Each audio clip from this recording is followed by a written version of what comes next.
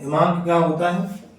हिमांक की परिभाषा कहती है वह ताप जिस पर किसी पदार्थ की ठोस एवं द्रव दोनों ही अवस्थाओं का, किसी पदार्थ की ठोस एवं द्रव दोनों ही अवस्थाओं का वाष्प दाब एक समान रहता है, हिमांक कहलाता है।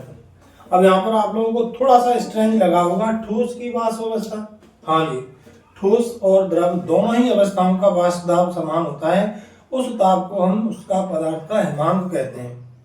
सपोज एग्जांपल ले लेते हैं हम जल के लिए। जल की ठोस अवस्था होती है बर्फ और जल तो लिक्विड अवस्था में है। तो ये 0 डिग्री सेल्सियस पर जल की ठोस अवस्था और द्रव अवस्था दोनों का वाष्प दाब एक समान रहता है, तो 0 डिग्री सेल्सियस को जल का हिमांक हम लोग कहते हैं। या फिर नॉर्मली हम ऐसे भी कह सकते हैं हिमांक को वह ताप जिस पर कोई द्रव ठोस में परिवर्तित होना प्रारंभ कर देता है, द्रव अवस्था से ठोस अवस्था में परिवर्तित होना प्रारंभ कर देता है, उस ताप को उसका हिमांक कहते हैं।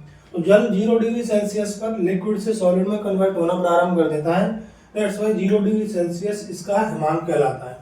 ठीक है, तो सिंपल सा कंसेप्ट परिभाषा हो गई कि वह ताप जिस पर किसी पदार्थ की ठोस और द्रव दोनों ही अवस्थाओं का वाष्प दाब समान रहता है, उसको हम हिमांक कहते हैं।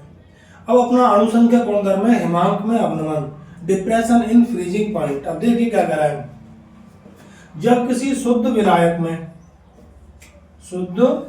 में अवाष्पशील विलय घोला जाता है तो प्राप्त विलयन का हिमांक शुद्ध विलायक के हिमांक से कम हो जाता है, इसे हिमांक में अवनमन कहते हैं।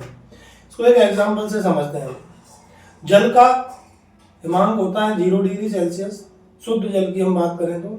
अब यदि हम शर्करा मिला देते हैं तो अब जो जल होगा वो 0 डिग्री सेल्सियस पर जमना प्रारंभ नहीं करेगा। अब जल 0 डिग्री सेल्सियस से कम ताप पर माइनस में चला जाएगा, उसका हिमांक 0 डिग्री सेल्सियस से कम ताप पर जमना प्रारंभ करता है।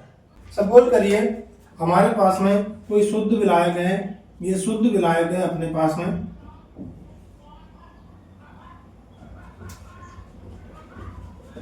इसको हमने घटक A से व्यक्त किया है, तो इसका हिमांक है TF0 और इसमें हमने अवाष्पशील विलय घोल दिया और ये जो विलयन हुआ